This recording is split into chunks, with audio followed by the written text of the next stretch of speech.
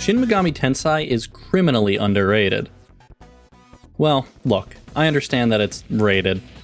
In JRPG circles, it's spoken of constantly and fondly. The name doesn't carry as much weight in general scenes as, say, Persona. That needs to change at some point, and Shin Megami Tensei 3 Nocturne HD Remaster is helping with that.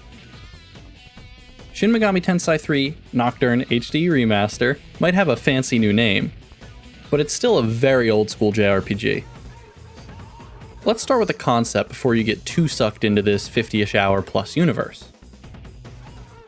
Like most SMT joints, you'll start with an innocuous friend hanging in Tokyo that goes horribly wrong. One minute, you're chilling in a hospital. The next, the conception happens, and a ton of people die in the wake of a giant post-apocalyptic event. Oh, and you're turned into a demi-fiend by Lucifer. Yeah, it's metal as hell.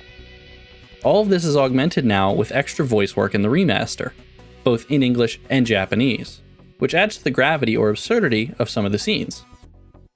Nocturne ruled in 2003, and it rules now. The ominous and disheveled overworld overrun by demons is a bullet point on its own, but Nocturne is also so damn weird it sells itself. The game isn't afraid to get dark, but more importantly, it's not shy about getting freaky. Healing NPCs that berate you and tell you to get out of their face, demon party members that occasionally talk to you and give you gifts, and prospective party members that dole out odd requests to fulfill, then tell you to piss off. It's the Nocturne way. I'd never thought I'd say this before I played Nocturne for the first time, but I loved when a demon took me for all I'm worth when I'm trying to convince them to join me, and then left forever. It's so wacky and wonderful. Fusing your demons into new ones and trying to corral them is addictive too. It's a little catch-em-all minigame where you use demons to recruit other demons, evolve them, then hang out. There just aren't many developers like Atlus around anymore. These types of systems aren't really a priority for a lot of studios.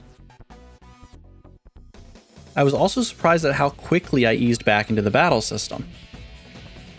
There are enough choices here by the time you hit the 3-hour mark or so that ensure combat isn't an autopilot affair, especially when coupled with the classic JRPG weakness system that actually does feel impactful. Player and enemy turns, which alternate in phases, are clearly marked on the HUD, so there's not a whole lot of guesswork and sudden NPC nonsense. The game also encourages you to change up your build often by ingesting various Magatama parasites, which shape the way your character grows when leveling. It makes experimentation fun and eases the typical rote nature of grinding up levels, knowing that you can swap how you approach each situation constantly. Abilities are fairly open-ended as well, as you can use appropriate ones, like healing or status cleansing, out of combat. That said, you really need to know what you're getting into. It's a JRPG, but this remaster hasn't magically removed all of that old school rot. Random battles can still be annoyingly frequent, and the camera is not as smooth as it should be, which makes the remaster look more dated than it should on arrival. The menus can still be very unclear and unhelpful, especially when trying to ascertain party member info. Some touch-ups and icons would have been greatly appreciated. There are some big quality of life upgrades though. The suspend feature, which lets you exit and save at any point, is lovely for a game that sometimes has few and far between save points, and the Merciful Difficulty can be toggled on or off at any point. This subtle alteration allows players to best some of the tougher boss battles without throwing their controller across the room, or abandoning the game entirely after dumping 20 hours into it. This is the sort of thing that I wish existed back in the day when I was trying to convince people to not give up. Players often lament accessibility options, but in a game that requires so much time from players like this, it makes perfect sense. Or you can just ignore it, your call.